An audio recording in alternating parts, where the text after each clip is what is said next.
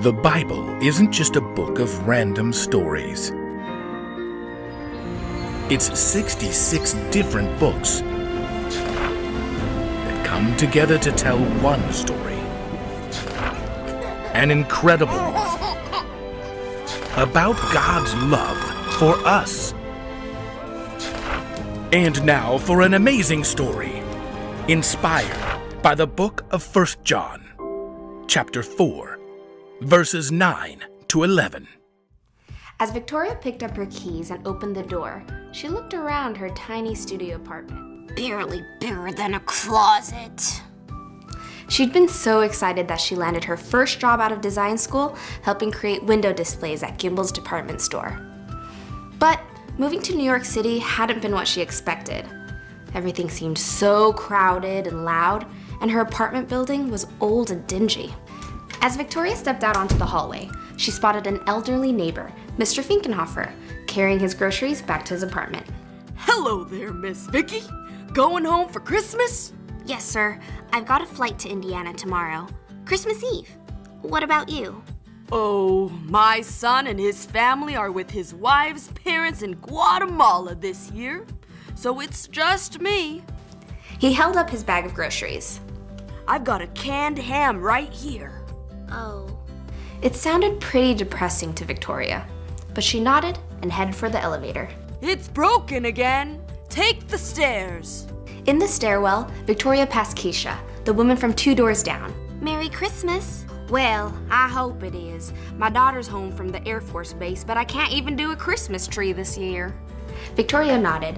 There wasn't much you could do to celebrate in tiny apartments like these, so she was even more grateful to be heading home for Christmas, and she stepped out onto the busy sidewalk and then descended the steps of her subway station.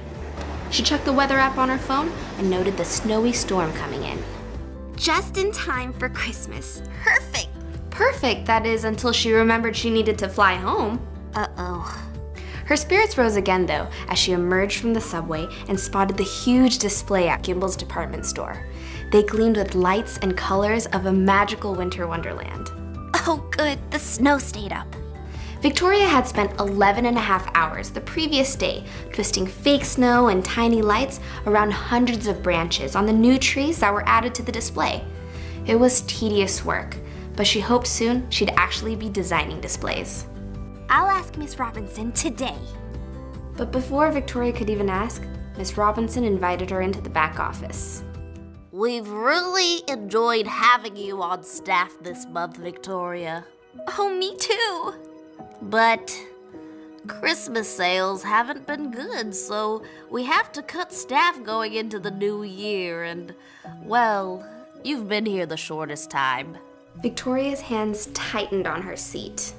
You're not. Are you firing me? I'm sorry, Victoria, but we do have to let you go. Stunned, Victoria gathered the few items out of her locker and stepped back out onto the busy sidewalks. Holiday lights were glittering everywhere, but she didn't even notice. Why did I even bother moving here? At least I'm going home. Victoria quickly checked her phone. Canceled? Due to the brewing snowstorm, Victoria's flight had already been canceled. Great. I'll be stuck here alone for Christmas, eating ramen noodles. Victoria had spent nearly every penny on her tiny apartment, and now her canceled flight back home. I've got nothing.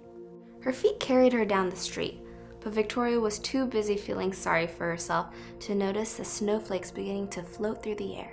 What child is this who lay to rest on Mary's lap is sleeping? Victoria found herself standing in front of the arched doorway and towering spires of a soaring cathedral. Members of a quartet, dressed in wool coats and festive scarves, sang on the front steps. It's beautiful. She glanced at the sign. Just below the name was a verse. 1 John 4:9-11. Curious, Victoria opened up her Bible app and searched for the passage. Here is how God showed his love. He sent his one and only Son into the world, so we could receive life through him. Here is what love is. It is not that we loved God, It is that He loved us and sent His Son to give His life to pay for our sins. Dear friends, since God loved us this much, we should also love one another. As Victoria tried to process what she had just read, the voices of the singers continued to haunt her. The King of Kings salvation brings. Let loving hearts enthrone Him. Victoria took a deep breath. It was as if a great weight was lifting from her chest.